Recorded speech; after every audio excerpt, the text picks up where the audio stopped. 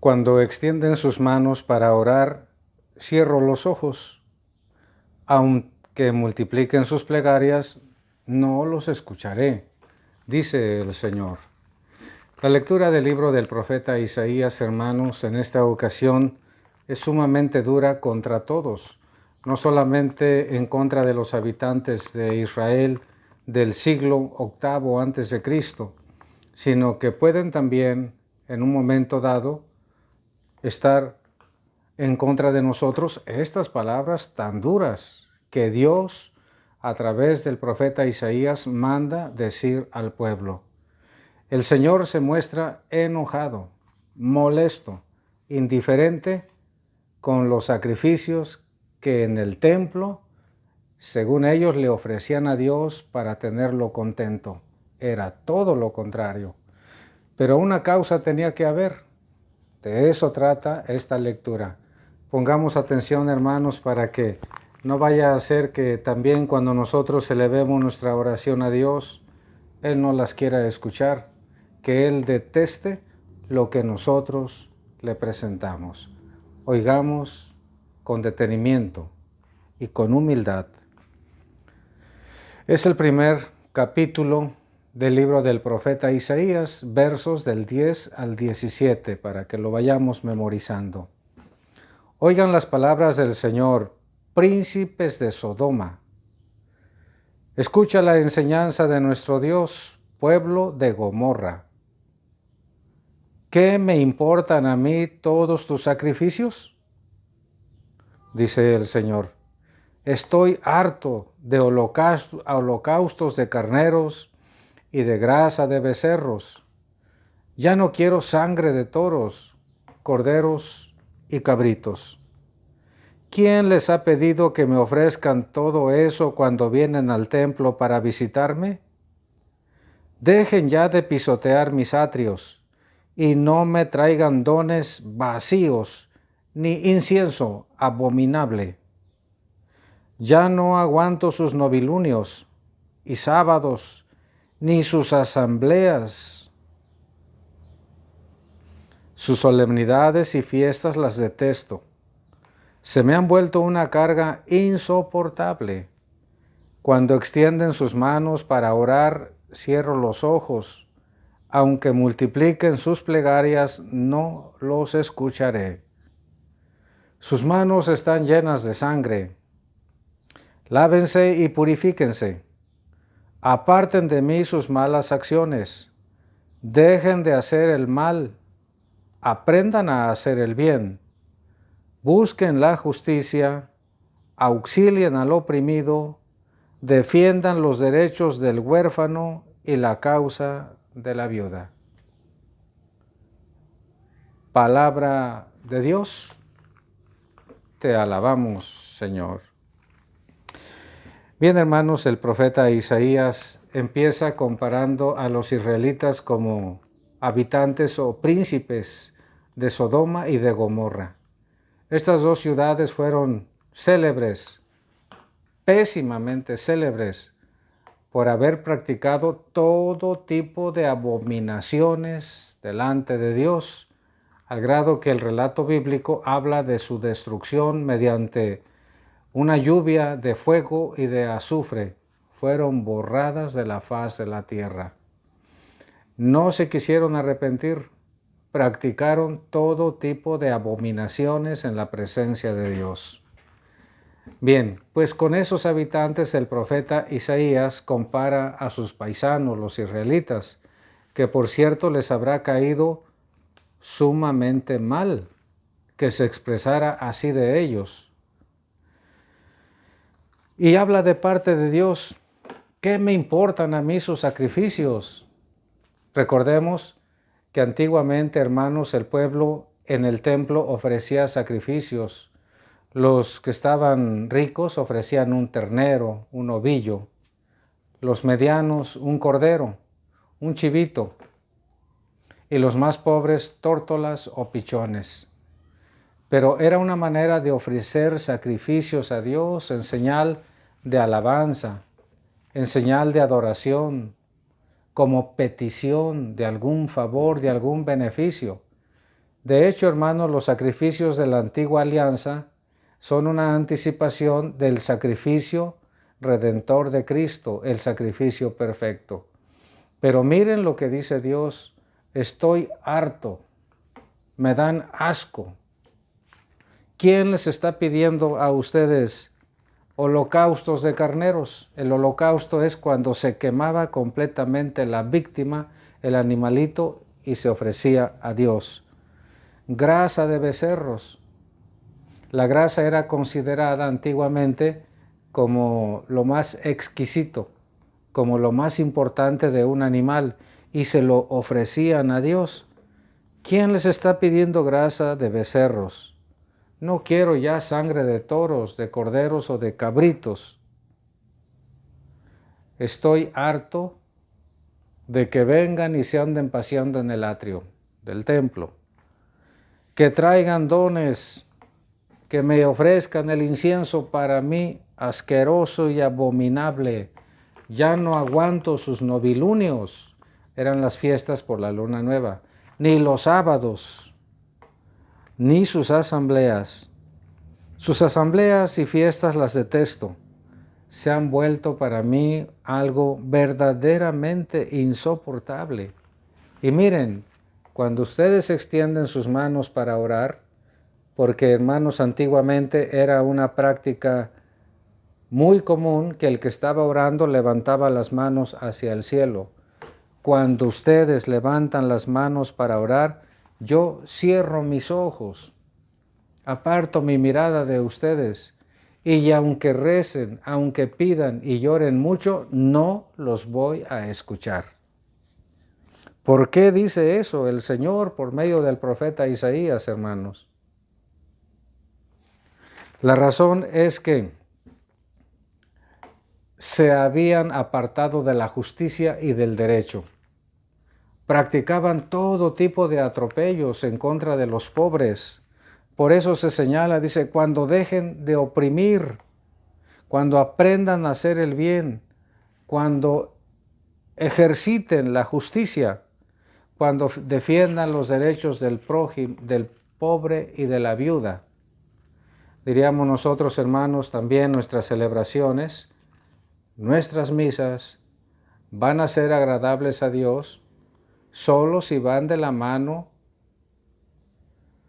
esta presencia nuestra en la iglesia, este ofrecimiento de Cristo en el Santísimo Sacramento del altar, va a ser agradable a Dios en la medida en que volvamos nuestra mirada hacia el enfermo, al huérfano, al hambriento, al forastero, al que pide limosna, al desamparado, al analfabeta, al despreciado, al que llora, al que ya no sabe qué hacer en la vida. El verdadero cristiano no puede ser indiferente ante esto. El que auxilia a cualquiera de estas personas, en realidad auxilia a Cristo. A Dios, por lo tanto, hermano, le molesta de una manera muy especial que seamos capaces de ir al templo a ofrecer nuestros sacrificios y nuestras oraciones siendo violentos, peleoneros, tranzas, rateros, hacerle la vida imposible a los demás, aprovecharnos de la necesidad de los pobres para quedarnos con sus bienes. Eso es detestable para Dios. Del Santo Evangelio según San Mateo. Gloria a ti, Señor. En aquel tiempo Jesús dijo a sus apóstoles: no piensen que he venido a traer la paz a la tierra. No he venido a traer la paz, sino la guerra.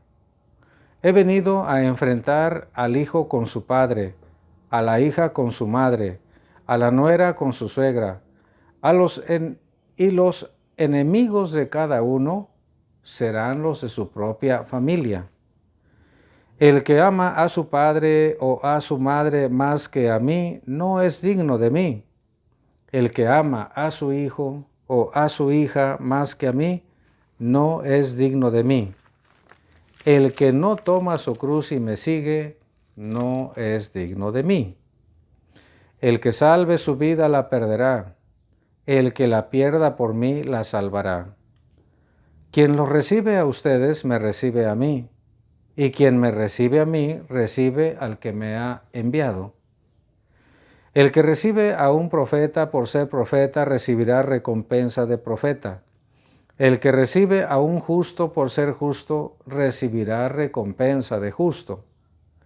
Quien diere, aunque no sea más que un vaso de agua fría a uno de estos pequeños, por ser discípulo mío, yo les aseguro que no perderá su recompensa.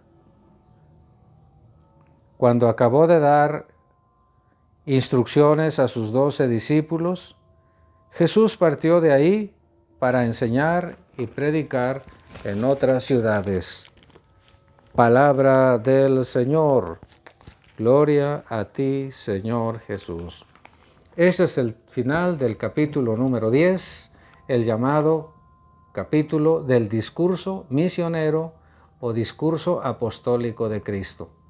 Porque es aquí donde Cristo da consejos, da instrucciones, incluso da órdenes a sus apóstoles sobre cómo deben ejercer la misión, con qué actitud deben llevar el Evangelio a los demás. Fin del discurso apostólico. Y Cristo concluye con algo que seguramente habrá sorprendido a los apóstoles, porque no piensen que he venido a traer la paz a la tierra, sino la guerra. He venido a enfrentar al hijo contra el padre, a la hija contra la madre, a la suegra, a la nuera contra la suegra. Y los enemigos de ustedes van a ser los de su propia casa. Esto quiere decir, hermanos, que servir a Cristo puede provocar rupturas familiares. Quien se decide seguir a Cristo y ser discípulo a tiempo completo puede provocar mala interpretación al interior de la familia. Puede provocar oposición del hijo, de la hija, del papá o de la mamá o de todos. Lo importante es tener claro que seguir a Cristo es lo que a Dios le agrada de una manera especial. Por eso, como Dios que es, Cristo dice a continuación, si alguien ama más a su papá o a su mamá, a su hijo, a su hija, podemos agregar al novio, a la novia, a los abuelitos, a quien sea, antes que a mí, dice Cristo, no es digno de mí. Claro, pues si Cristo es Dios y no se puede amar a ninguna otra persona, hermanos, antes que a Dios, no olvidemos eso. El mandamiento supremo permanece intacto. Amar a Dios es el mandamiento superlativo. Es el número 1. No hay ningún otro comparado. Por eso no dudemos cuando les pregunten, ¿y tú a quién quieres más en esta vida? ¿A Dios? ¿Y quieres más a Dios que a tu papá y a tu mamá? Claro que sí. ¿Y quieres más a Dios que a tus hijos? Claro que sí, porque así debe ser. Los hijos no son Dios, los papás no son Dios, el novio, la novia, el esposo, la esposa no son Dios. Ese lugar privilegiado para Dios en el corazón de cada quien debe permanecer así, siempre para Él. El que salve su vida la perderá, y el que la pierda por mí la salvará. Exacto. Quien sirviendo a Cristo llegara a perder la vida familiar, acabará salvándola, es decir, en el cielo tendrá su recompensa. Si alguien llega a perder la vida en el martirio, incluso de manera especial, será agregado al coro celeste del Señor. En el cielo, hermanos, los mártires tienen un lugar especial, son los que están más cerca de Cristo en el cielo, los mártires, aquellos que no solamente de palabra, aquellos que no solamente vivieron de una manera particular las virtudes cristianas, sino que dieron el testimonio supremo con su vida, derramando la sangre. Esos en el cielo tienen un lugar especial, los santos mártires. Quien los recibe a ustedes, me recibe a mí, y quien me recibe a mí, recibe al que me ha enviado. Quien venga en nombre de Cristo, hermanos, lo tenemos que recibir. Porque recibir al enviado es hacerle caso a quien lo envía. Recibir a los enviados de Cristo es recibir a Cristo. Y dice el Señor, y quien me recibe a mí, recibe a quien me ha enviado. ¿Quién envió a Cristo al mundo? El Padre eterno. Por todo tanto, hermanos, recibir a un misionero, recibir a quien nos habla de Dios, pues es recibir a Dios mismo, al Dios Padre Todopoderoso. Y se señalan a continuación dos bendiciones. Quien recibe a un profeta por ser profeta, va a recibir recompensa de profeta. Los profetas tienen una recompensa enorme, el cielo. No hay nada por encima del cielo, para que no estemos pensando, bueno, pues si yo ayudo a alguien en el nombre de Cristo, me va a retribuir con miles o millones de pesos. Ese no es el bien supremo. El bien supremo es la vida eterna.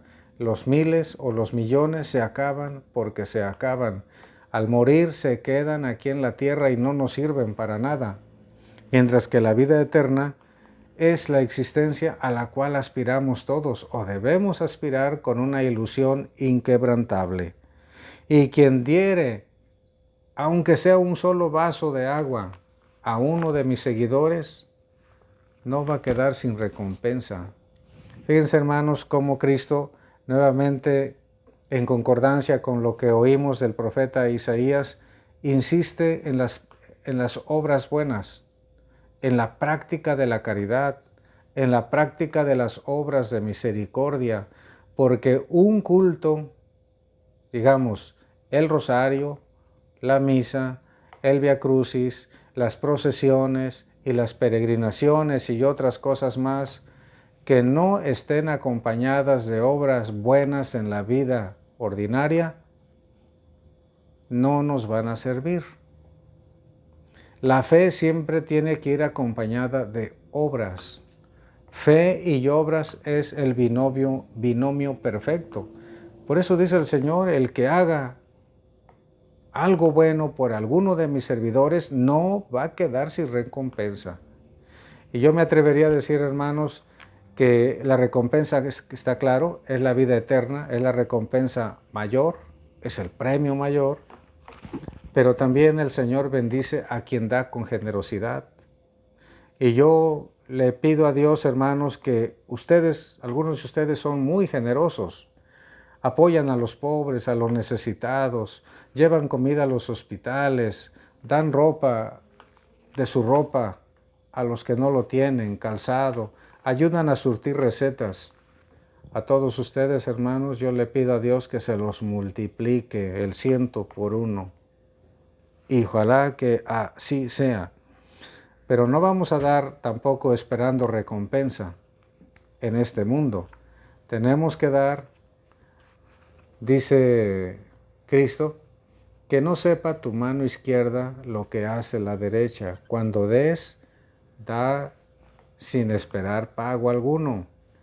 Cuando des algo, dalo de corazón, que no te duela, que no estés lamentando haberte despojado de algo que te era necesario o útil para darlo a alguien que lo necesitaba todavía más.